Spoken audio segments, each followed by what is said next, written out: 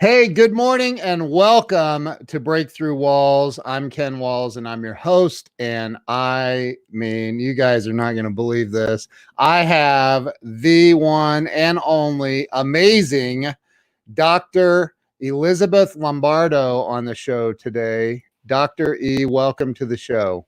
Thank you so much. I'm honored to be here.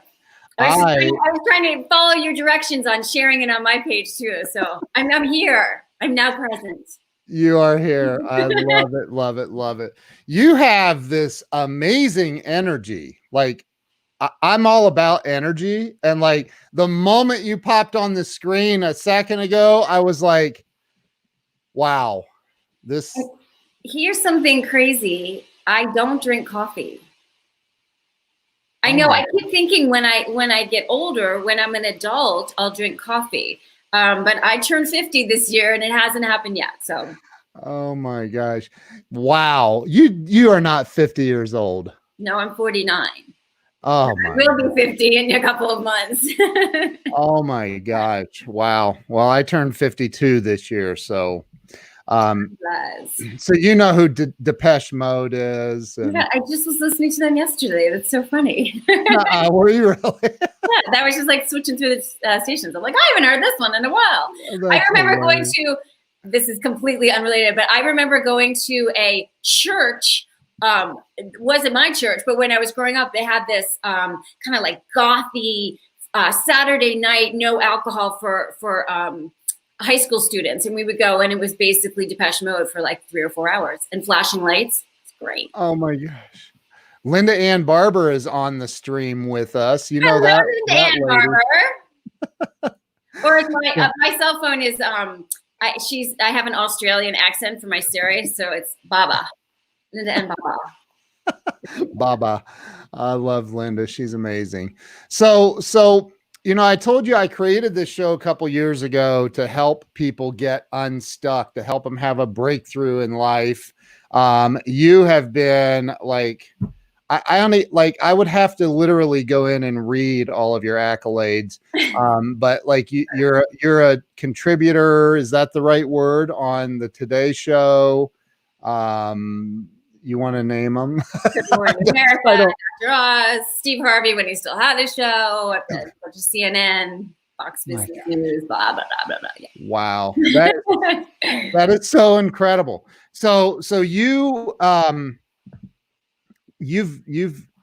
have what a lot of people would say made it for sure in life. But let's start with where you were born and raised. I know you were born at a very young age. Very young age. I was born at a very young age.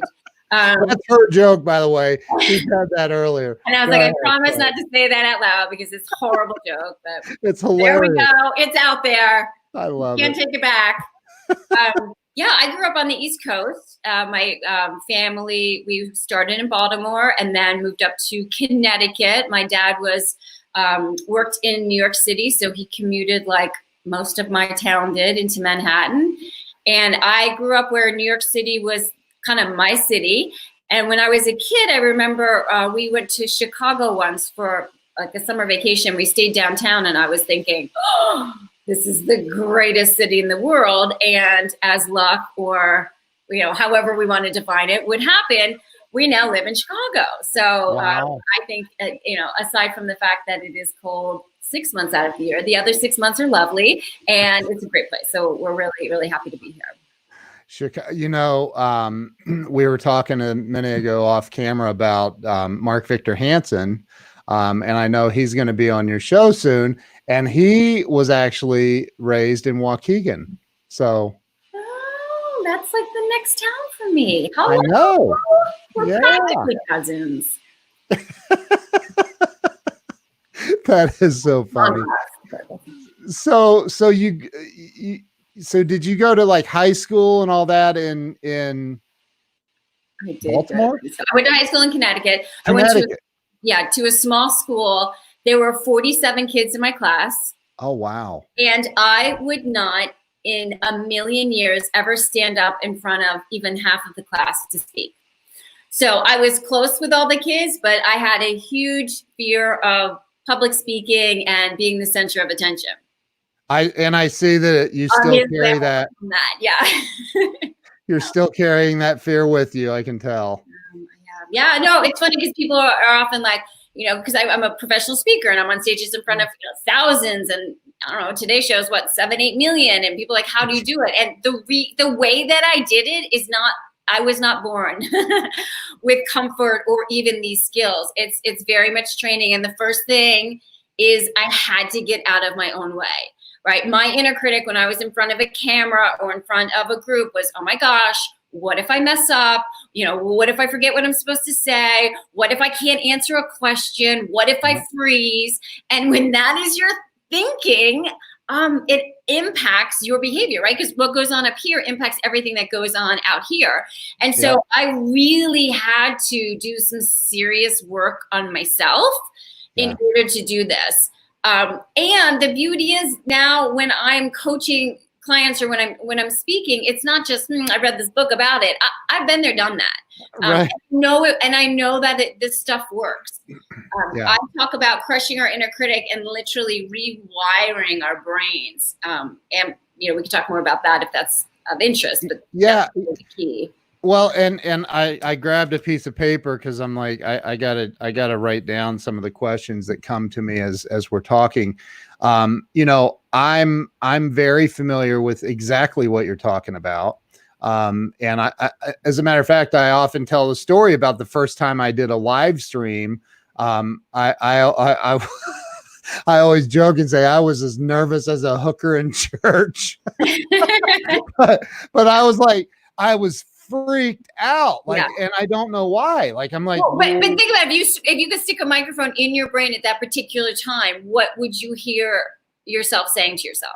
What if an ex-girlfriend shows up, or whatever? All of those things. The what if. Yeah. And so you said that you did some inner work, and I'm really curious. A lot of inner work. What's that like? Does that require surgery? No brain surgery, no electroconvulsive therapy, so there's no shock therapy. Right. If you think about it, every single thought that we have are just nerves firing in a certain pattern, right? So if you have thought A, they're firing this pattern, thought B, they're firing this pattern. Yeah. It's the same thing with our behaviors. In order for me to turn my head, nerves have to fire in my brain. Yeah. Now think about the first time you got behind the wheel of a car to learn to drive, right? If you're anything like me, you're like, oh, where do my hands go, right? How much do I turn the steering wheel? How much pressure do I put on the accelerator? Or as my 15-year-old who's learning how to drive asked me the other day, Mom, which one's the brake? An excellent information to have when learning how to drive, right? Oh. But all of this was probably consuming your mind as you're learning how to drive. Yeah. Now my guess is when you get behind the wheel of a car to drive, you aren't thinking, oh my gosh, how much pressure to put on the accelerator. Right. Or you think about what songs on the radio maybe, or who you're talking to in your Bluetooth, or where you're going to stop and get a little snack on the way home. Right. The reason is because you've literally rewired your brain so that it becomes automatic. Each and every one of us has an inner critic, right? But no one came out of their mama's womb thinking, I'm not good enough. I can't do that. I'm a failure. That is learned. And anything learned can be unlearned and relearned so that it becomes the new automatic, right? So if I said to you, A, B, C, you might start singing the alphabet song in your brain. Why? Because you heard it so many times, it's an automatic response. Yeah. In fact, I worked at a law firm like a long time ago when I was in high school, and I worked in the library, and I had to reshelve books. They had actual books back then, and I literally sang the alphabet all day because I had to. Anyway, that's so. But so rewiring our brain is what's so important. A lot of times people will do things like affirmations, right? I believe in myself, but the other part of your brain's like, I really don't. I really don't. Right. And that's because it hasn't been rewired. But when you rewire your brain in a way that works for you, right, you can crush your inner critic in a sustainable way so that it actually works for you as opposed to kind of feigning. I believe in myself even when you don't. So okay. And I love this. I literally just did a live stream on this topic last night. And so you know, I believe in the law of attraction. I believe in I am positive affirmation, adjectives, writing them out. I believe in writing out my goals and all of that. But you keep talking about these neurons and neuro pathways and you know, all of that stuff. Like, what is a real life example of rewiring? Like, because a lot of people know that, like, hey, I can't go skydiving ever because it's just an unbelievable fear I can't let go of. How do you rewire? And maybe skydiving is a bit extreme. I always feel like that's a rational fear, like jumping out of an airplane. Right. I feel like that's a rational fear, but maybe that's just me. Yeah, it's that sudden stop if the chute doesn't work, right? Darn, yeah. Maybe that wasn't a good idea. Yeah. Our side story. I feel like because we have time, can I have a side story? Absolutely. We had this wonderful pastor, and we lived in Pittsburgh for a bit, and our pastor for his 40th birthday decided he was going to do this really big jump out of an airplane about overcoming his fears and how you too can overcome your fears. And he had, you know, the video cameras and everything. And he was so nervous the whole time. And he jumped out and he did it. And they got down and they're hugging and high-fiving. And the camera guy's like, it didn't actually film. So we had to go do it again. Oh, no. Easier. So there it is. So I have a technique I call NRT, neuroregenerative training, that allows you to retrain your brain. And some of the components are things like identifying what you want, right? Law of attraction. We need to put out what we want. But the issue with law of attraction, in my opinion, that people aren't addressing is our thoughts are multi-layered, right? Yeah. So we can say, you know, I want that job and I'm going to put it out there. But if on a deeper level, your inner critic is saying you're not worthy of that, right? Then you will not attract it. And right. That's why, for me, law of attraction, you really have to do this NRT stuff. You have to really change not just the superficial thoughts, but the real deep-seated how you view yourself, how your self-identity, your self-worth, and how you view the world in order for that to optimally work. Well, and I think that, you know, you just kind of, you nailed it talking about the pastor jumping twice, right? The second time was easier. So much easier. Yeah. And somebody just made a comment on the stream that people forget the action part in the law of attraction. Well, right? It requires action. Yeah. So I call it hot tub syndrome. No, bear with me. Hot tub syndrome. So think about it. Have you ever put your foot in a hot tub and then taken it right out because you're like, that is way too hot? Right? Yeah. But then you put it out. Especially if I'm getting in one with my wife. She loves it boiling hot. I'm like, boiling hot. I'm the same way. Oh. But you know, you put your foot in and out, and eventually what happens? It actually feels good. Yeah. And you do that dance for a while so that eventually you are in there up to your neck saying, this feels so good. Your body acclimates to it. Right. And so part of NRT, and absolutely, is the action part and starting to make that your new normal. Wow. I'm taking notes. That's why I'm looking down.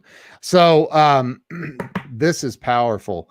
Okay. So talk a little bit, and I'm sure that this is in your books. By the way, you have 4 or 5 books you've written? Yes. Yes. Bestsellers. I told my team I was writing another book. They're like, no. I'm like, I'm too much. I have this thing. I'm a creator. I like to create. I love that. Yes. I love that. Wait. Oh, there. Wait. I can't. I'm like backwards here. There's some of my books. I have one of them is Better Than Perfect. And then I have it in Spanish, Mandarin, and Japanese. There, I widened the shot. So all those over there on the 3rd shelf down. Well, those right there. I got you. Okay. Okay. So. Wow. So, well, I can tell my wife is on here saying you're amazing. I think we're going to be on Amazon today buying your book. Yay! So, talk a little bit more about the and you called it regenerative. Neuroregenerative training. NRT is the easier way to say it. Yeah, so it's actually a concept that I've created after working with clients for over 2 decades of how to literally rewire your brain so that what you want to think becomes your automatic thoughts. I love that. I do too. My clients do it too. Yeah. So here's an example completely. I mean, this happened in college before I got degrees or anything like that. When I went to college, I had heard about this horrible thing called the freshman 15. And I was like, what? Freshman 15, you're supposed to gain 15 pounds when you go to college. Oh. Have you heard of that? No. You're drinking beer and you're eating and, all kinds of junk. So anyway, I did not want to gain 15 pounds when I went to college. And at the same time, I used to joke that exercise was, quote, against my religion. Right. I didn't work out. So I told myself, I'm going to start working out. And not only am I going to start working out, I'm going to like it. I know this is sickening for some people. So I went through this process without even knowing what I was doing. And for for 18 years, I was a group fitness instructor. When we move, we literally look for houses and gyms at the same time. I love exercising. Don't hate me. And it's just part of my life. But I literally rewired my brain so that instead of it being aversive, it's now something that I truly look forward to. That's incredible. And I've read, Viktor Frankl, Man's Search for Meaning. He talks about a lot of that stuff too, right? Like reframing, I think is maybe the word that he uses. So wow. I've got a bazillion questions and I can't get one of them out. Let's go back to after high school, you went on to college.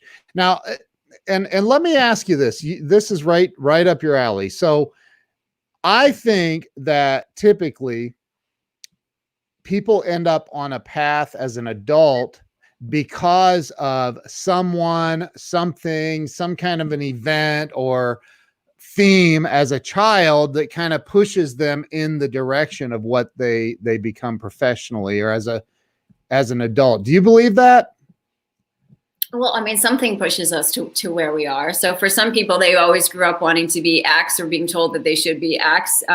For me, it was funny because when I was a kid, I always thought I wanted to be a medical doctor, and I'm not a medical doctor. And when I got to college, it was, 1,000 years ago. And it was when managed care was starting. And we had a lot of friends who were MDs who said, don't do it. Like, it's not as fun anymore, blah, blah, blah. Now now it's even harder. So I said, okay, well, I won't go to med school. And I started kind of playing around and I ended up going to a physical therapy clinic and shadowing literally one day. And I'm like, oh, this is it. This is it. I'm going to be a physical therapist. And at the time, it was a 2-year graduate program. You could get out and really start working. So that's actually what I did. I went and I went to Duke and got a master's degree in physical therapy, which I loved doing that. And I practiced for a while. And the thing about physical therapy is there's so much psychology in it, right? So if my client was overly anxious or depressed, I couldn't do the work maybe that I wanted to be able to do to help him walk again or to get him out of pain because it's all intertwined. Right. And so I would say my life changed with a one-legged man. I know. I have a one-legged man story and I have a man with no arm story. So these men changed my life. But anyway, he had a surgical amputation for diabetes, right? Diabetic complications, and they had to amputate his leg. Came down to the physical therapy gym where I was supposed to teach him how to walk again and use this prosthetic device. And, I'm all cheerleading like, yay, it's going to be fun. And he looks at me and just yells, take me back up. So I had him go back up to his room. Afterwards, we had rounds, doctors and the nurses, everyone talking about each patient. And his name was David. And we all agreed that David was depressed. And then the attending physician, the surgeon who cut his leg off, said, he's literally taking notes and kind of looks up and he's like, I'll prescribe him Prozac. And I'm like, oh. And everyone's like, yeah. And I'm like, now there's a time and place for medicine without doubt. But And I'm thinking, you just cut the man's leg off. Like, don't you think someone should help him process that, help him deal with this loss? And it literally was like the heavens opened up and was like, Elizabeth, this is your calling. So oh my gosh. From that, I went back and went to school and got my PhD in clinical psychology. Wow. And not so much because we all deal with an amputation in our lives, but we all deal with loss. We all deal with struggles. We all deal with life throwing us stuff that we didn't expect or want. So how can we optimize even during tough times? How can we optimize our mindset and our lives despite tough times? Metaphorically, we all deal with amputations. I mean, right, of some sort. Of some sort, sure, yeah. So you went. Now, where did you go to college? So I undergrad at Bucknell, which is a small school in Pennsylvania. Okay. And then I went to Duke for physical therapy, and then I went to my school went through 5 name changes from the time I applied to the time I got my PhD, but it is well known in the field of medicine is Medical College of Pennsylvania, or Hahnemann University, now called Drexel University. Where is that? That's in Philadelphia. Oh, Philadelphia. Yep, Center City. Okay. Wow. Cool. My wife's from Pennsylvania, Erie. Oh yeah. Yeah. Up there in the snow belt, like Santa comes from there, I guess. I don't know. But so yeah. So you get out of college now, and again, here you are now at the, I don't even know what, 27 at that point when you got your PhD, 26.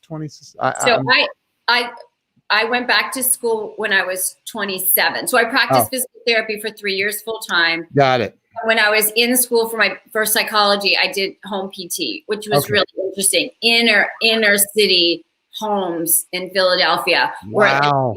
I can remember walking. I always wore scrubs, so I was establishing that I was there to help. And I can remember parking my car, and these guys who were doing, I don't even know what, came up to me and they're like, "Who are you?" And I said, "Well, my name's Elizabeth, and Mabel." And this isn't really HIPAA compliant, but I was trying to save my life. And I'm like, Mabel had a stroke. And they're like, "We know Mabel had a stroke." And I'm like, "Well, I'm here to help Mabel get better after her stroke." And they're like, "You're here to help Mabel get better?" And I'm like, "Yeah." And they go, "Okay." So every time I went to go see Mabel, which would be 3 times a week for, however long, they would protect my car. Wow. My car, and they're like, "We got this." So awesome. It really makes me weepy, because I think a lot of times people think, "Oh my gosh, it must have been so dangerous." It's giving me goosebumps. I met some of the most amazing, wonderful, kind-hearted individuals in these areas where a lot of people would never even want to drive through. Wow. Good for you. Yeah. That's amazing. So, I mean, you had them looking out for you because you were looking out for them. Because we're all human, right? And That's it. My belief, this is my completely biased belief, and I'm going to throw it out that, knowing that it is biased, it is my belief that 99.9% of people are good in their core. Totally. We don't always act good, right? I don't always act great, right? But deep down, I truly believe that the majority of human beings are good people. And we just have to connect on that deeper level and of empathy and understanding and seeing the best in others, even when what's kind of outward isn't so pretty. Yeah, I totally agree with you. I mean, but I know that you literally have a halo up there over your head. Do you see it? I was thinking that. My interior designer, let me see it. Can I go? Okay. It's a little weird. Let me see. It's not weird. It's awesome. I'm just gonna there we go. I'm just gonna keep it. There we go. I love that. I don't. My family would not say I have a halo over my head. We can plan for this. Right.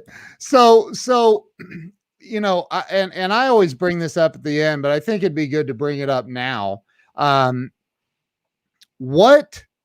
And again, let me preface this with the most common answer that I've received in over 200 interviews is fear. Okay.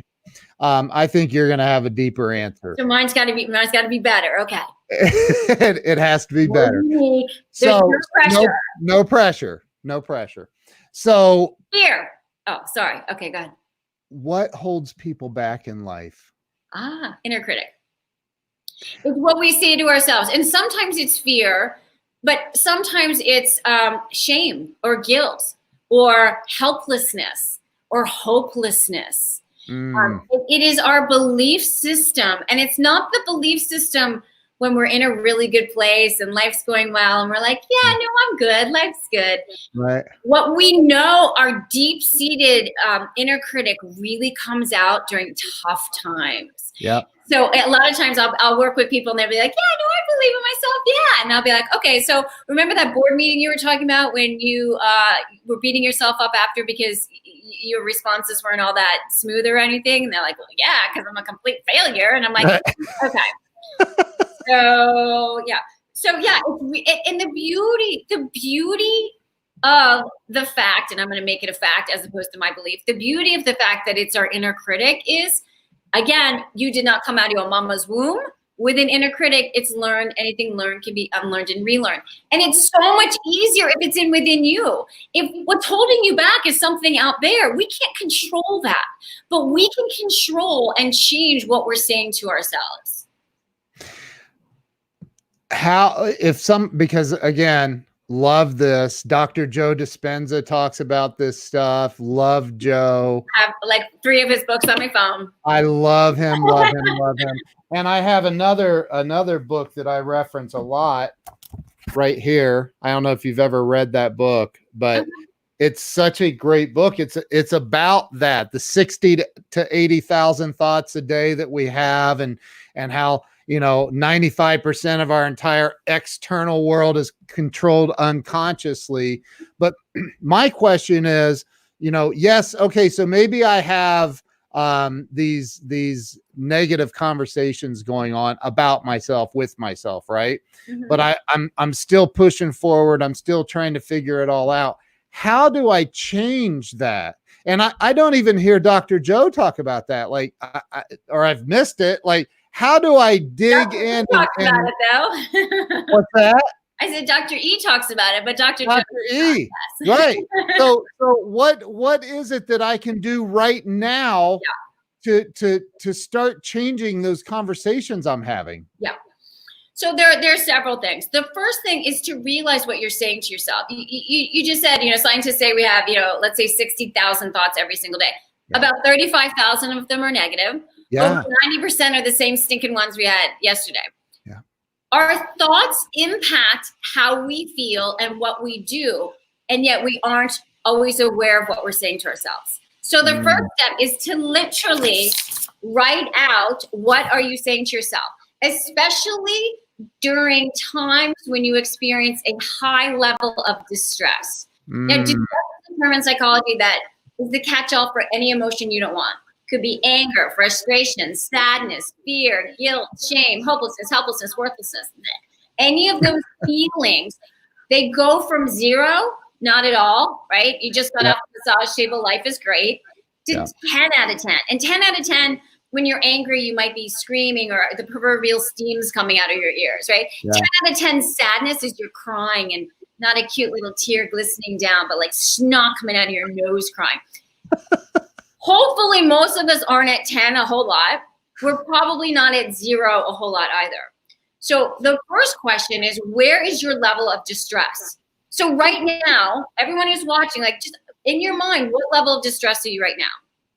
And then think about it maybe when you first wake up in the morning, or when you first start your day, or when you interact with that certain person in your life, or when you finish your day and you come home, or when you go to bed. Like, have you ever had the experience where you're so exhausted and all you want to do is go to bed? As soon as your head hits the pillow, boom, your mind starts racing and your distress gets higher, right? We've all had that.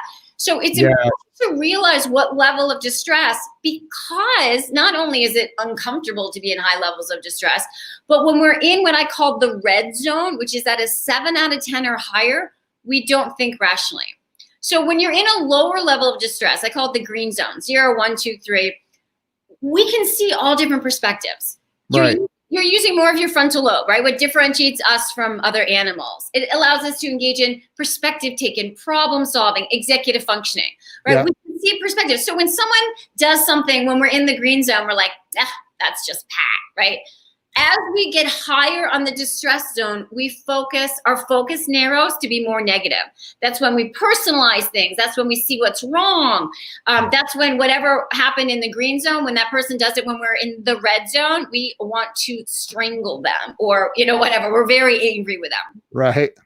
And there's actually a biological reason for this, because when you are in the red zone, when I'm in the red zone, that's 7 out of 10 or higher, we're using less of our frontal lobe and more of our limbic system, fight or flight, right? So we don't think 100% rationally. I always tell my coaching clients, if you're in the red zone, right, at a 7 out of 10 or higher, don't let anything out of your mouth, because that's when we say things we later regret. And don't put anything in your mouth, because that's when we consume things we later regret. So going back to your question, what we want to do is really document especially when you're in the red zone. That's when we can really get the juicy stuff that's going on. When you are in the red zone, ideally when you're in the red zone, a lot of times it doesn't happen until after you get out of the red zone. You want to write down, what am I saying to myself right now? And then I have an exercise where I go with my clients and we kind of delve a little deeper. So if that were true, what does it mean to you? If that were true, what's the worst part about that? To really uncover what is going on. And a lot of times it will be, I'll give an example from my personal life. So I have teenage girls, 13 and 15, who are lovely. And they're and they're teenagers. And so if I'm in the green zone and they have certain responsibilities that they have to do. So I came home late I was speaking in California, came home late, and their laundry that was supposed to have been folded was not folded. So, green zone, I'm like, come on, girls, let's go. When I'm in the red zone, I'm like, you didn't fold your laundry. Now, who cares if they didn't fold their laundry? But if I dissect what's really going on, what I'm really saying to myself is my kids don't respect me and I'm not a good mother. That's not rational. I don't believe that when I'm in the green zone. But that is why I get so upset. So when someone gets really high level of distress, they're usually saying what we call in psychology their core belief, kind of that biggest fear that they have about themselves. And that's what's fueling the outer layers of thoughts. It's almost like if you had a rotten, think of an onion, right? An onion has different layers. So if you cut off a layer, you have another layer. And if the core of that onion is rotten, if you put a pretty layer over it, what's going to happen? The rottenness is still there. Yeah. I don't know if rottenness is a word, but the rot we'll is make it one. And that's what affirmations can be. We put a pretty little picture on, but if we don't address that core, it ain't gonna work. So going back to how do you do this? One, write out what you're saying to yourself and really get to the bottom of it. And then there are a gazillion different strategies that I have. But one of them is what I call BFA. Best friend advice. So if you realize that what you're saying to yourself is you're a complete failure and you're never going to amount to anything, if your best friend came to you and said that, what would be your reaction? Would you be like, you are? And just as a reminder, not only did you screw this up, but let me remind you of the 5 other times just this past month that you really messed things up. No, we wouldn't do that. And yet that's exactly what we do with ourselves, right? I call it pressing on a bruise, that replaying over and over again, what the mess up or the thing you should have said or you think you shouldn't have said. I call it pressing on a bruise. That's what we do to ourselves. But with BFA, it's, I would say, okay, yeah, it wasn't your best. And let's remember all the other times you did a great job. And let's learn from this and grow from this. That might be the advice that you give to your friend. So then that becomes what you then write out as, this is the new thought that I want to have. And I think that, I'm leading the witness. So like your physical health, I noticed I had Andy Frisella on the show, who's the CEO of First Form Fitness.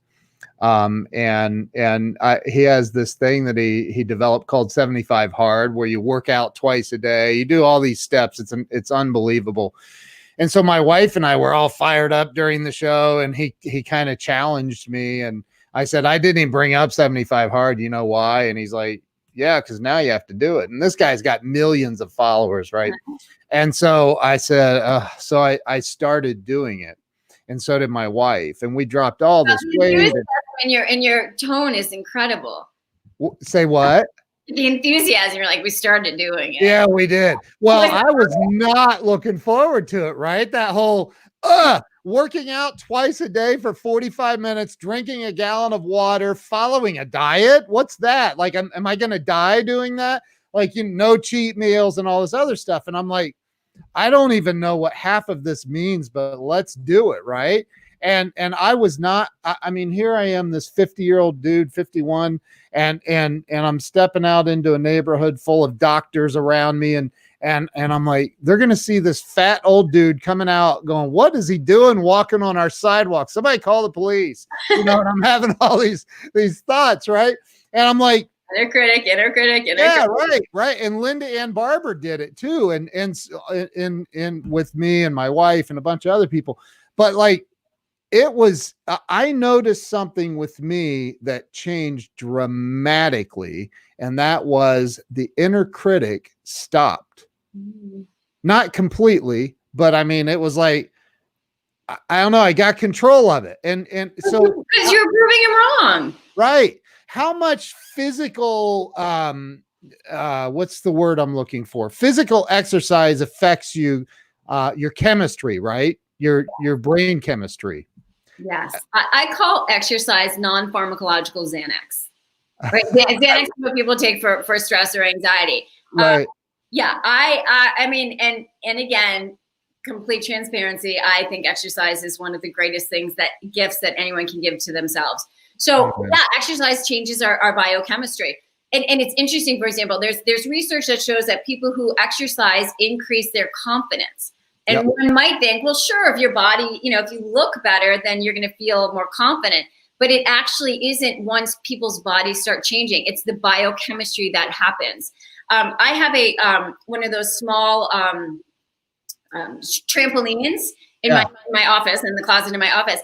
And I have taught my children this, that when they are stressed, especially math, I find that especially math homework for them, but when they're stressed and they're stuck, they come in and they jump on that trampoline. When I'm writing a book and I know I want to say something, but I don't know what it is, I will go for a walk or go to spin class, because that will allow my brain to start working on a different level. I'm not thinking about it anymore, but to start working on a different level. And afterwards, I'm like, oh, this is exactly what I wanted to say. Or after they jump on the trampoline, they'll go back to their math problem and they'll be like, I got it. I think that a lot of people don't do it though, because, this is a theory. I don't know. We project that it's going to be really, really tough to do that. Go for a walk. I mean, that's hard work. Or jumping on a trampoline. The right foot and then the left foot again. I mean, I know. What if you mess up? Oh my God. But a lot of people will project on anything, right? Like taking a new job or starting their own business or whatever. Like, well, if I do that, it's going to be a lot of hard work. And what if I don't make it, or what, all of these things, all these what if fears, right? How can somebody stop that? Again, I know that there's no magic wand. Maybe you have one. Did you ever see that video of, I can't think of his name. Are you on TikTok yet, by the way? No. Oh, you have to get on TikTok. Oh my God, I can't. I'm not even on my social media I'm supposed to be on. All right, we'll talk about it. Linda's like, I've been trying to get her on TikTok. No, she hasn't. Okay, so here's something to consider. Get a smaller butt. And I don't mean butt like derriere. I mean butt. I want to go for this job, but I'm afraid of failure. I want to, do this exercise program, but I'm afraid people are going to laugh at me as I'm walking around. But. If you think about your butt, a butt is like a brick wall that stops you. So instead of you think about like the old fashioned scales, your butt and your why. What is your why? Why do you want to do this? Right? And think about it on different levels. Psychologically, how will this impact you? If we're talking about going for a job, how will it impact you to go for that job and get it? Right? How will it impact you physically? How will it impact you financially? How will it impact your relationships? How will it impact your purpose? And when you look at the why, as opposed to the butt, when your butt weighs more, you don't do it. when your why weighs more, you do it. It's like those stories of those like grandmothers who, I don't know, somehow their grandchild gets stuck under a car and they don't look at the car and like, I wish I could pick that up, but I can't. Wait, right. Go in and lift the car. They do stuff that is superhuman. How do they do that? Because their why is so strong. So as soon as you hear the word but, stop and say, what's my why? What's my why? How does somebody find a why if they don't know what it is? I've had people literally say that. I don't know what I'm supposed to be doing. I don't know what. That goes into kind of our purpose in life, right? Yeah. Yeah. Here's my philosophy on this. People think people are very perfectionistic, all or nothing, right? Right. If I don't know what it is right now, then then I don't have a purpose, or I have to figure out what the big purpose is in my life right now. Start small. What is your purpose at this minute? What is your purpose this day? And I have some exercises that I do with clients in terms of kind of helping identify values and applying your values. You don't have to figure out the big thing. Just start being a purpose-driven mission. And one of the ways to do that is to look at what values are important to you, and then just choose one of them. And how can you apply that today? So if you go through like a values checklist, for example, every value is intrinsically a positive thing, and each person has certain values that are more important to them than others. So if health is a really important value for you, then what's one thing you can do today? And don't get all perfectionistic. I have to join a gym and go every day for 90 minutes, right? I wrote a book called Better Than Perfect, which is this notion of take steps in the right direction. So if health is important to you, and there are 1,000 reasons why you can't go to the gym, for 5 minutes, go for a walk outside. It's better than perfect, right? And so starting to take those strides, but don't get all perfectionistic in terms of I have to know what my ultimate purpose in life is, and I don't know what it is, so I'm not going to do anything. The way we get anywhere is taking one small step, right? I started off, I was a bio major, and now I'm a psychologist, and there were different pathways that got me there. But if I had just sat there and said, I don't know what to do, then I might still be in college. You should be a comedian. Individual in college, but well, what I interrupted you. We talked at the same time. What did you just say? No, I said I might still be in college. I said a very old person in college, which reminds me, my girls and I were watching Life of the Party last night with Melissa McCarthy, where she goes back to college. If you like Melissa McCarthy, it's very funny. So. Is it funny? So I forget what I just said. Like I said you should be a comedian. You are a hoot. So my kids don't think I'm funny. I constantly am telling them how funny I am. They're like, Mom, you're not funny. I'm like, I guess if you tell someone that you're funny, you actually aren't funny, but it's another story. That's why I said, are you on TikTok? You will be a hit on TikTok. I promise you. So let me ask you this question, because I know that there are people who say, I know very, very wealthy people that you look at them and they're like, they don't even work like hardly at all. Like they're just killing it in life. Like they're touched by, like something that just made them be able to create wealth on demand. Yeah. And I know people that grind 16 hours a day and don't have 2 nickels to rub together. What is the difference, do you think, between the person that just creates wealth with ease and they go on these European vacations and they're on the Today Show all the time? And yes, because all of us on the Today Show are multi-billionaires. Or Good Morning America. So what is the difference between the person that's just grinding and there's this whole thing all over the internet. I don't know if you've seen it, but it's like, I'm going to grind today for 27 hours and there's only 24 in the day. It's like, do you really have to grind that hard to make it in life? Is there something that people are missing?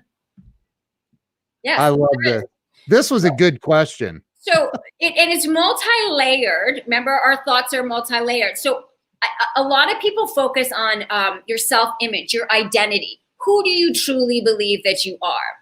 And that is important to look at, because we all have an image of who we are. For example, the research shows that people who are overweight, when they lose weight, if they don't change their identity as being someone who's overweight, the weight will come back, because the brain's like, oh, I'm an overweight individual. So part of it is what is your identity when it comes to wealth? And that has to do with something that I call money scripts. Money scripts are beliefs that we have about money, and they're so deep-seated. I actually wrote a book over here called From Entitlement to Intention, Raising Purpose-Driven Children, and it's geared towards families of high net worth, and how can you have, their children will probably never need to work, and how can you help them be purpose-driven? One of the things I talk about there is that we have these money scripts. For some people, it's rich people are bad, right? Or rich people are sleazy, or, you have to work hard to make your money. And those scripts then play into our image of who we are.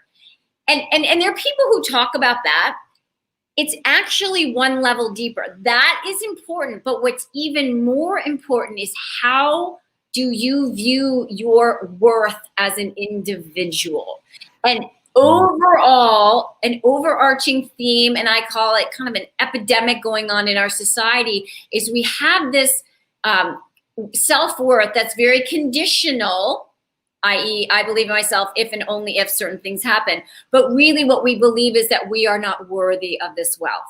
And so when you have an image of yourself as not being wealthy, and you believe that you're not worthy of the wealth, that's where the problem is. Now, there are people who have an image of themselves, they've kind of implanted this, through visualization, and they can see themselves in their multi-million-dollar house and going on vacations.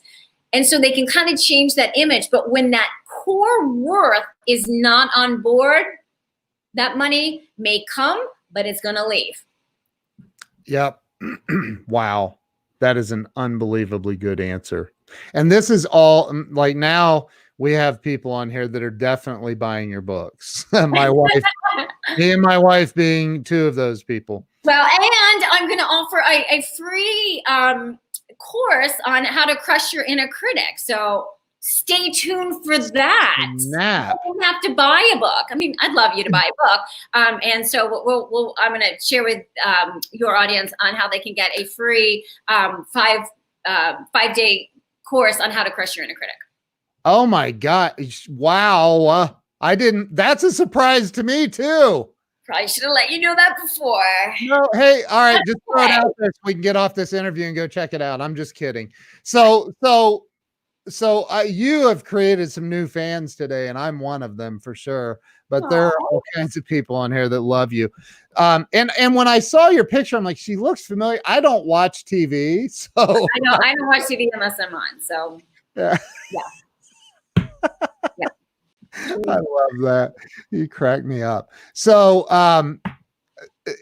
let's say, and I'll again, I had this day, I started my company fresh out of a divorce, and on a $20 loan and bad credit, and just went out and started knocking on doors and pretty much begging for work, doing websites and stuff years ago. And, there was this time after I got in office, I had some employees, everybody was getting paid except for me. And this employee walks into my office, boss, there's a guy looking in the windows of your SUV. And I'm like, well, tell him to get the heck out of here. What's he doing? He's like, well, I would, but he's blocking it with his tow truck. And I'm like, oh. No, not good. And so, it was one of the most humiliating moments of my life. And because all of my employees watched my vehicle get repossessed, and I was like, and I couldn't stop the guy. There was like, what do you do? Like the person, if somebody called you right now and they said, Dr. E, I am stuck. I've tried everything. I don't know what to do. I'm depressed. I just, everything I'm trying isn't working. My car was just repoed. My electric's being shut off tomorrow. What do you say to that person? Because you also seem like you have a lot of empathy as well.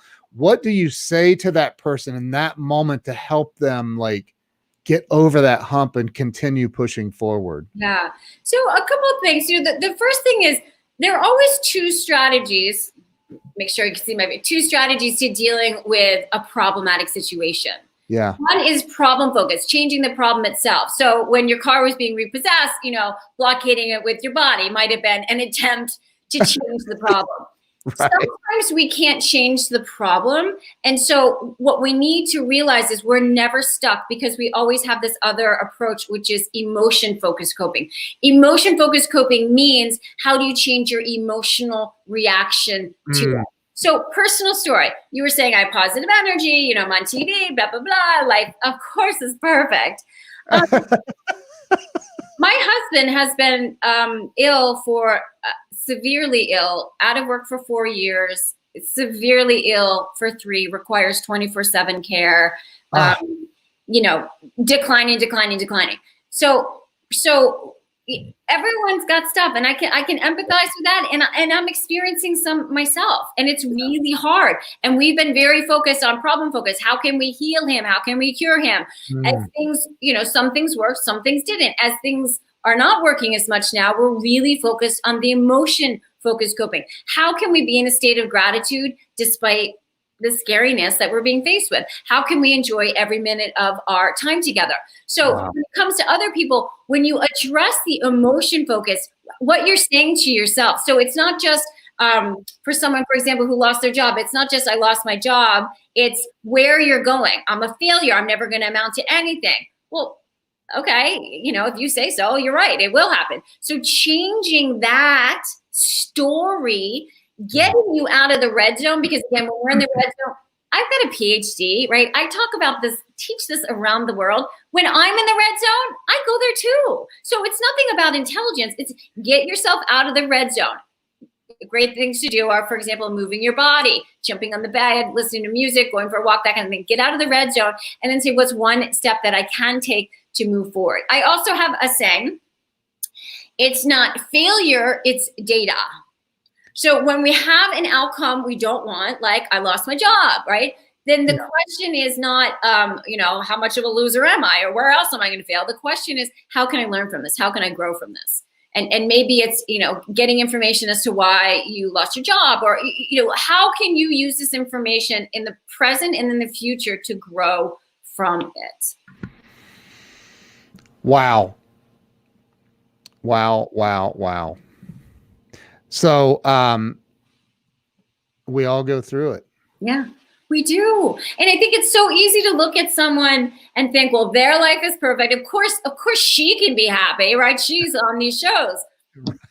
I'm in my home office. When I'm done, my husband isn't quite up yet, but I'm going to go spend and be a caregiver. Wow. Yeah. Wow. So, my gosh, you're incredible. I mean, and I'm not just saying that because I have to. I don't have to. Like, you're incredible. You really are. And here's the thing, though. It's practicing what I preach and realizing that we can't always control life circumstances, but we can always control our reaction to them. And you spoke before about law of attraction. Yeah. It is the energy that we emit. I could easily, and don't think there aren't times when I'm not crawled up in a ball with snot coming out of my nose because I'm crying so hard, right? There are times. Right. But overall, what is the energy that you want to put out? Because that is what you're going to receive. And I will say during this, he was in the hospital for 80 days. We've gone through a whole bunch of stuff. Through all of this difficult times, there have been so many beautiful moments. We have met people. We have been touched by the love of strangers and friends and family that we never might have experienced otherwise. So, just keeping an open mind to even during really tough times, beautiful things can be created. It's rare that I'm left speechless. I'm kind of speechless right now.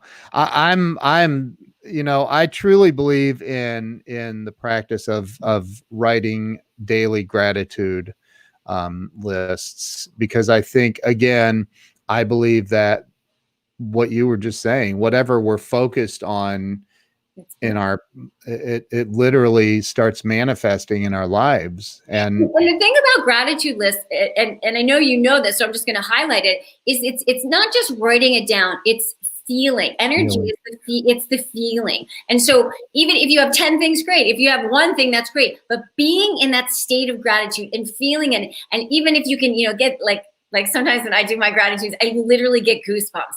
That's then the energy that you're putting out. And we also know, for example, from the neuroscience research and functional MRI studies, when people are truly experiencing gratitude, the stress centers in their brain reduce activity. So there are biological and biochemical changes that happen when we truly experience gratitude. Wow. Well, I can tell you that in this very moment, I am unbelievably grateful that you came on this show. Well, I'm grateful that I'm on your show, and I'm grateful to get to meet you in person. I had watched your interview with Linda before we started working together. So, did you really? Yeah, I didn't realize it until I heard your voice. I was like, oh yeah, totally. So yeah, I've been accused of sounding like Norm Macdonald. I'm like, he sounds like me. Yeah, there you go. Let's change that. Yeah. No, and I love what you're doing, and I love this. Really getting people's stories to come out so that we all, I always say spirit of continuous improvement. We all can lift each other and be better, as individuals and as a society. Amen. We need more positive energy in this world. Yeah. A lot less of the crap. Yeah. So what is this this thing that you speak of? Okay. So it is ElizabethLombardo.com is my website, and I was sharing with you beforehand. It's our new website, and we're super, super excited about it. And you can kind of play around. There's a start here and blah, blah. But if you go to ElizabethLombardo.com, crush free. I keep getting it confused, but it is crush free. Crush free. So the course is called Crush Your Inner Critic, and CRUSH stands for 5 different steps of how to crush your inner critic. So crush free. And so it's www.elizabethlombardo.com//crush free. Yeah, or free. Linda says free crush. Yeah, but that's the true success. This is what happened. So it's crush free. And then just to really confuse you, and I wasn't going to bring this up, but since you said this about Linda, it goes to a landing page. That's mytruesuccess.co. That's free crush. But don't listen to that. So ElizabethLombardo.com/crush free. Okay. I'm just going to edit this ticker then, and we're going to put /crush free. Right? Yes. And that right there. I have it scrolling across the bottom. Okay. Right? Yeah. That's correct? Mm-hmm. Okay, good. So I just did it while you were talking to make sure. Oh, you did? Real time. Yeah. Now it's yellow. Okay. I turned the color. Cool. So it's a 5-step program to help you start to do that neuroregenerative training that we talked about, of how to really change what's going on inside, because everything that goes on up here impacts what goes on out there. You want to change what's going on out there? Start in here. Wow. I'm you know what? I think I'd like you to be a regular contributor on my show. Yeah. You're awesome. It really has been, and I really appreciate the opportunity to get to chat with you and to share what I am passionate about with your audience. I love it. I love it. I love it. And thank you from the bottom of my heart. And I want to say thank you to everyone who's watching, who has watched, who shared this out. A lot of people have shared this out. So thank you so much for that. And Dr. E, and we're friends on Facebook now. It's like official. We're friends. It's good. That's awesome. So thank you so much. And thank you to everyone that's watched and shared. Thanks so much. And we will see you guys soon. Thank you, Dr. E. Thank you. Bye. Bye-bye.